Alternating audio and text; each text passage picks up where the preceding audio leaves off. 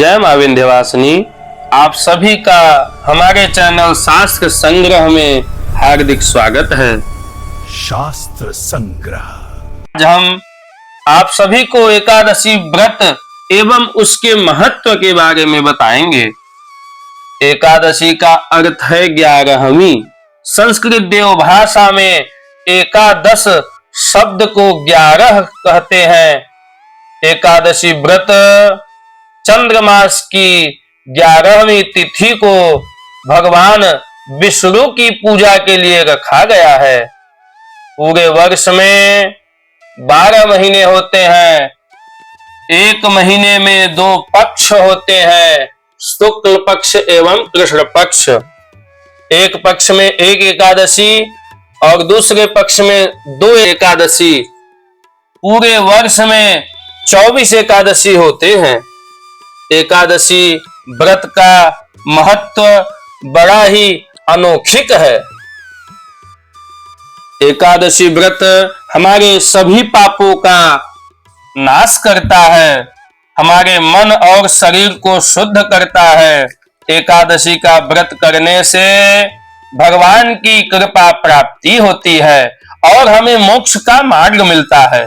एकादशी व्रत ही एक ऐसा व्रत है जिसका संपूर्ण फल व्यक्ति विशेष को स्वयं मिलता है, न कि कोई भी बंधुजन उसके भागीदारी होते हैं।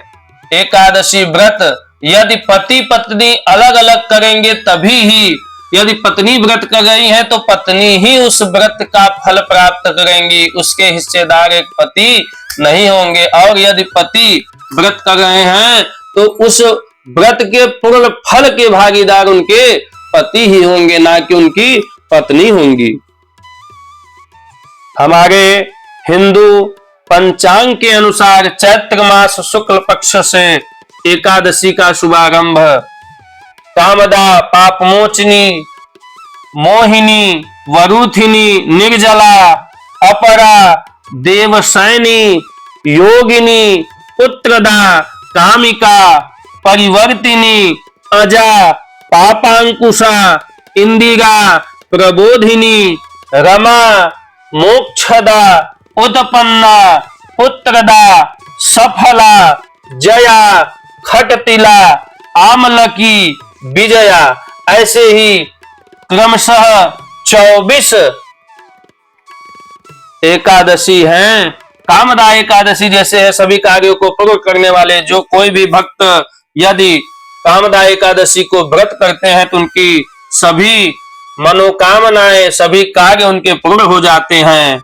मोहिनी एकादशी का यदि आप व्रत करते हैं तो आप मोह माया से मुक्त रहते हुए अपने जीविकोपार्जन का निर्वहन करते रहेंगे। निर्जला एकादशी सबसे उत्तम और सबसे कठिन यह व्रत है निर्जला एकादशी, जो बहुत विशेष फलदायी है। सभी एकादशी व्रतों में निर्जला एकादशी सबसे विशेष है। पुत्रदा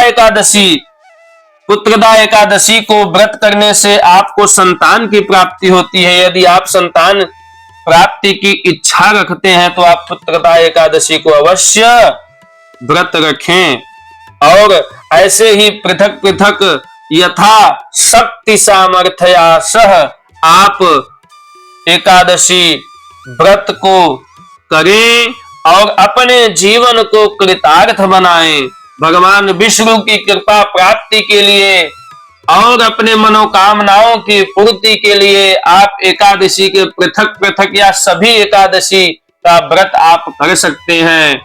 हमारे चैनल शास्त्र संग्रह से जुड़े रहिए और शास्त्र संबंधित वार्तालाप को सुनते रहिए। शास्त्र संबंधित बातों को, शास्त्रीय कहानियों को हमारे चैनल के द्वारा आप सुनते रहिए और लाइक एंड सब्सक्राइब करिए। जय मां विंध्यवासिनी।